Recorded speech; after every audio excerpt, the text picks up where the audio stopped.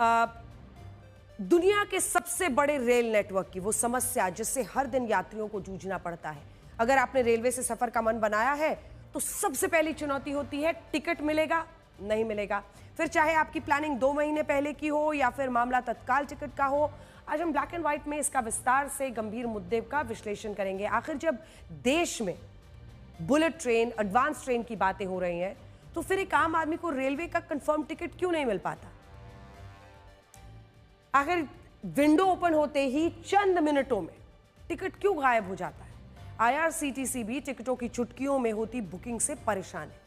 इसके पीछे हो रहे जो भी फर्जीवाड़ा है, बड़े फर्जीवाड़े का भंडाफोड़ हुआ है जिस पर आईआरसीटीसी एक्शन ले रहा है।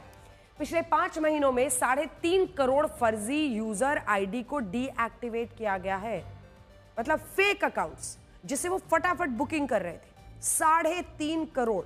इसके अलावा 20 लाख यूजर आईडी को दोबारा सत्यापन प्रक्रिया में डाला गया है, उनका वेरिफिकेशन कराया जा रहा है।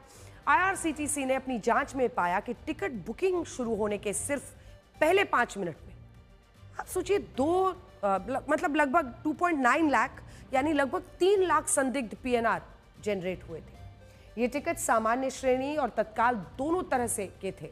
ये टिकट बुकिंग फर्जी यूजर आईडी बनाकर लिए गए थे। ये आंकड़े केवल पिछले 5 महीनों यानी जनवरी से मई तक के 2025 के हैं। आप सोचिए इतने सारे जो ईमेल्स हैं वो ब्लॉक किए जा रहे हैं। कुल शिकायतें 134 थी। ये सभी फेक आईडीज है जिससे विंडो खुलते ही वो फटाफट पहले बुकिंग कर ले रहे थे, तब फिर उसकी ब्लैकमेलिंग करते, माफ कीजिए, ब्लैक मार्केटिंग करते होंगे। इतना ही नहीं, राष्ट्रीय साइबर अपराध पोर्टल पर फर्जी ईमेल को लेकर 134 शिकायतें दर्ज। 6,800 से अधिक डिस्पोजेबल ईमेल डोमेन को ब्लॉक किया गया।